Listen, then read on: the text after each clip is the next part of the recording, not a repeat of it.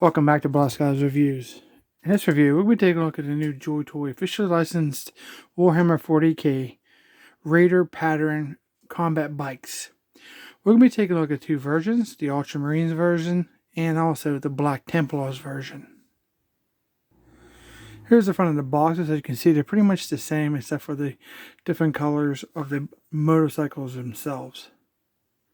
Okay, here is the side of the box. It shows some product images of the sides, front, and back of the motorcycles. Other side of the box, it shows the bikes like in a different direction, making the seat and the handlebars more visible for product shots. As you can see here on this side, it shows the dimensions of the bikes. It's done in centimeters instead of inches.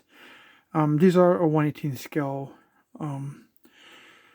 model, so they're fit into your 1/18 scale figures and under, because normally your Warhammer figures are just like a little bigger than your normal 1/18 scale, like your G.I. Joes and Star Wars, for example. So these will definitely accommodate those type of figures and anything else you have in the 1/18 scale. Side of the box, and that's the same as the other side. Okay, the bikes come pretty much inside like a little plastic clamshell. Looks like this.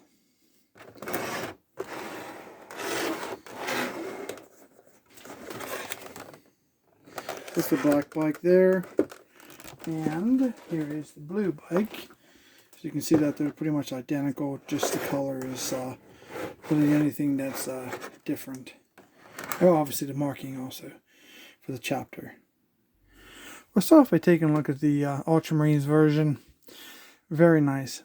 He obviously has the Ultramarines blue. It has some nice weathering around, has some black highlights through the line work here, as you can see here. We do have the logo there, very nicely painted. So we have the blue as the body of the bike. We do have all the silver studs, like maybe for like the bolts or rivets, whatever they use to put these things together with in the 40k universe. Nice some silver paint. It really breaks up the bike and gives it some really nice detailing. Here around the engine, you can see it's pretty basic, nothing too elaborate for the overall engine design or sculpt work, but it's done in a nice metal color with some black wash over it, but it looks pretty cool. I'm sure that's the way it's supposed to look from the original designs, I'm guessing. Here we have the dual exhaust. It looks very cool. We have the copper that goes into a very dark wash over it towards the end, obviously for the soot that comes out of the exhaust pipes, and it's actually corroding the color. So it's very nice for weathering. Very, very cool. The pipes are actually a more of a gunmetal than silver with a black wash on it. You can see on the back very large tires. These give you the impression of some type of rubber. Very hard though. You really can't push in on them or anything, but it definitely feels like a grade of rubber. You can see the dual exhaust on the back. Looks very cool from behind. These are drilled out. They're not just painted, so you can actually put your finger or something small inside there. Very cool. You can see the back of the seat done in silver. Even the tires have some weathering on them. They're blacklisted. It's almost like a white type of weathering. The other side pretty much mirrors the other side we just looked at. Ultramarines logo is really anything different from that side to this side, as you can see. But other than that, best that I can tell, it looks pretty much the same. Very nice. Here at the front of the bike, we have the twin guns. We have one thing you always want to keep an eye out for too, is I've gotten one of these that had no headlight. Those headlights are just pretty much glued on a peg. You can see inside right down in there. So definitely check for that if you buy these, because I heard it.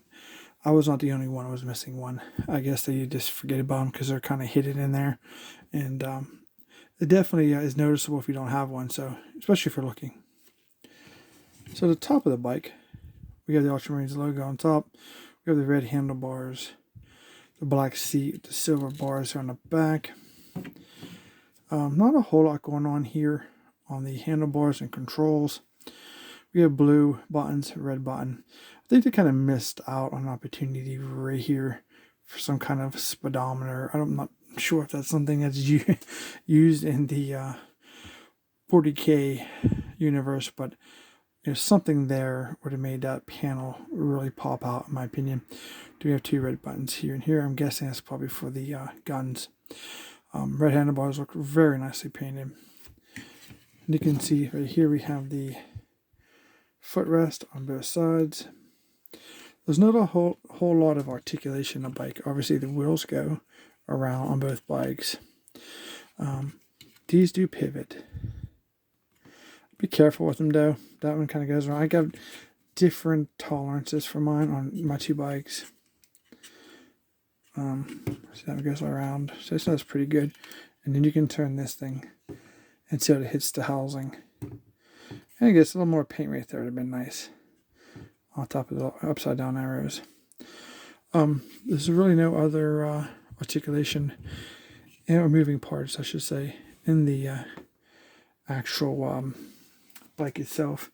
So with that being said, let's go ahead and take a look at the other bike, which is going to be our Black Templars, which is obviously my favorite because my favorite color is black, if that's isn't obvious already. So let's move him aside for one sec, and we'll take a look at the Black Templars version. I love this version, not only because it's black. Black Templars are a very, very cool chapter. We have the Black Templars logo here. A little less of the washer on the back. Of the dirty washer on the end. So the paint on the weathering is actually different. I'm kind of curious if they're all different throughout, or if it's something that's just because if it's the Ultramarines version versus the Black Templars version. But it's a nice silver, same studs. We won't take too long at it because it's pretty much the same. Headlights are both there. This is the one I was missing my headlight from. Had to get a replacement, fortunately. And on this side we do have more of the Templars insignia. Here's the top of it, identical to the other one. Same for the handlebars, same paint. We will do a comparison here shortly. I'm not going to take a look at the moving parts. Obviously, you know, it's the same parts that move. They do roll. They got a really cool sound across your hardened floor because of the treads on the wheels. Very nice. Here's the bottom. I probably should have showed you the bottom of the other one. It's pretty much the same, as you can see. As of right now, these are the only two combat bikes that are available for two distinct chapters. I do know they are coming out with the White Scars, and there's going to be a White Scars combat bike also. Obviously, it's white.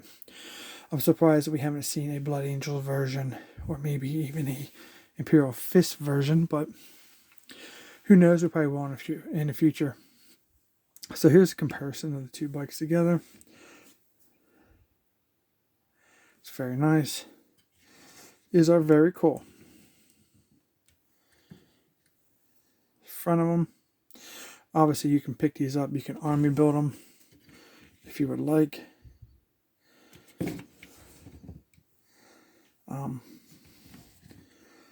They're not very priced very well. I think they're on average. You should be paying around, $50.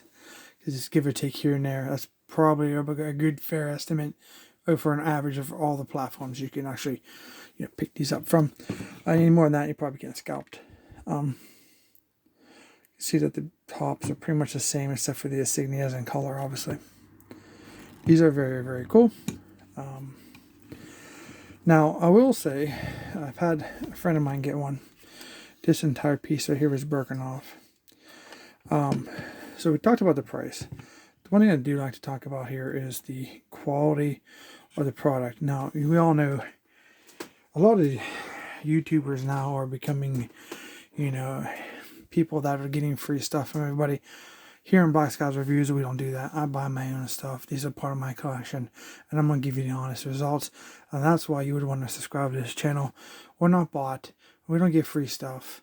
Here we go. Now, the materials is one of the most important things that I like to review here. And I'm not going to say hi stuff. Oh, this is Joytoy's greatest or latest awesome stuff, whatever they want to say. These are cool. They look cool. They got a little tiny bit of weight to them, but the plastic's cheap. Is it breakable? Yes. The part I've seen with the exhaust off, that's hollow. These are just, it's very, very thin plastic compared to the Ultramarines, which feel really good. You can actually hear, you know, how thin that is. I want to be very careful. Make sure you guys understand, like, if you start over tolerance in parts of the, like, you know, these things, for example, they're going to, you see mine right there is very stiff on that one. But they're cool. The tires feel really good. And the materials on the tires feel good. I just don't know how long the pistons that go through the tire obviously goes through here, what that's made out of. See him take it apart. I think, if I'm not mistaken, this piece comes off of this one. And you can see inside here. Now we have one screw, no screw there. And then, except this is a thinner plastic. So this is like, reminds me of Joytoy, you know, when they first started out with their first figures. They had tons and tons of issues with joints breaking. So that's my best advice on these bikes. They're cool. Am I trying to persuade you for not to buy them? No, I have them. I think they're cool. I'm just letting you guys know that these things are fragile. Be careful. I do recommend them. I have two. I plan on picking up the white one because I'm a dog collector. I know how to handle, and I'm very experienced with Joytoy figures. I have tons of them. I think they're a great company, but they have their issues. But I just want to make sure that there's somebody out there on YouTube that'll tell you that the truth and not tell you something so I can get free stuff. These are mine. I paid for them, and everything else that we review here. Just know that they're thin, and they're not going to be for, you know, you can't go jumping them off a ramp and expect them to survive. And there's the body's obviously the most durable, but thin. But you know, these smokestacks and this piece that's just pegged onto the wheel on the back here is very fragile. You can hear this. That's hollow plastic, very thin. So. Well, I hope you guys like this review. If you did, don't forget to subscribe. Remember to hit that likes up and the notification bell if you want to hear more about Joytoy products and an honest review here only on Black Sky Reviews, apparently. So, thanks for watching, and we'll see you in our next review.